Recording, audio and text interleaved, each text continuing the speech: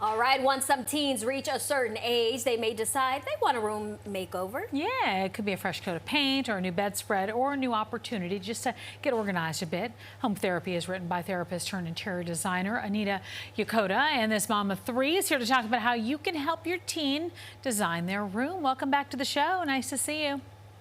Nice to see you. Thanks for having me. Yeah, well, so let me ask you, why is it so important for teens to help design the look of their own bedroom? It is so important because really it's their first foray into independent living skills as far as managing their space, learning how to organize. So this is a wonderful opportunity not only to delve into home design with them, but also develop some organizational skills that will help their mental health in the long run. Okay, so let's say you have a teen who has a messy room and they want a makeover. We know it can be overwhelming. How can parents get involved in that process without stressing everyone out? I totally empathize because like I've got two teenage girls, and this room that I'm in is for my middle teen, Emily, and she is a pack rat. She loves all her stuff. And so we really had to develop a structure. But before the structure, there was a mindset, so whether it was positive communication, talks and chats with her, getting a cool design plan, figuring out the budget, having a timeline, all these things put together, working as a team. And now you can see like a fruition of a wonderful space that she calls her own. So let me ask you this. Again, you said this is something you've experienced with your daughter recently, and you started with the holding box method from your home therapy book. Can you explain what that is for parents out there? Yes, it is so helpful. So again, it's a temporary clutter container. There's a lot of things that we don't know if we want to toss or save immediately, right? There's those ambivalent items. And let me tell you, with Emily, there was a lot of ambivalent items. So you put those items 24 to 48 hours, not any longer, and you let it just marinate and sit. And you think about the intention you want those items to have, whether you save it or not. Identify some intention and purpose, then what and how you deal with it, whether it's giving it to a friend who needs it or keeping it and having it a commitment to really using it. The hows come after finding the why. Okay, so I have to admit, I am a fan of at least one junk drawer. Just one. But we know that closets and drawers often become homes for junk. So how do you get organized there? Again, it's really giving your space, your mindset a time, because there's these sneaky beliefs that hinders us, and then that's where the procrastination comes in. So whether it's like, oh, I just can't get to it, or I just don't feel like the space is working.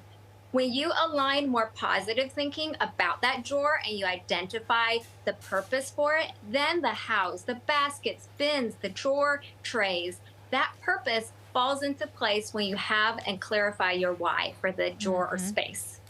Well, so finding more space, always the issue, especially in New York City apartments. How do you utilize a small area? Because that is always a big problem. You know what? I feel for all my New York friends because small space living is a real thing. Oof. If you can believe it, right now I'm sitting on a DIY Murphy bed. So this bed we built, my husband and I, and it flips up so that you actually have all the floor space when you don't need the beds. And there's kits, so it's super easy. That's one small space living hack that I use in all my client projects. Another one is double duty. So drawers, hidden drawers underneath, twin beds for teenagers, trundle beds for friends that come over, and then baskets, bins, and I love trays. Trays displaying your items can be more aesthetic pleasing and also easy to reach and access. Okay, so what are some ways that teens can add their own little personal flair to a room? When it comes to teens, having them incorporate their personality is super important. So whether it's bold colors, mixing colors and patterns, temporary wallpaper is amazing. Repurposing items. We actually took her twin sheets and made them into curtains. Oh.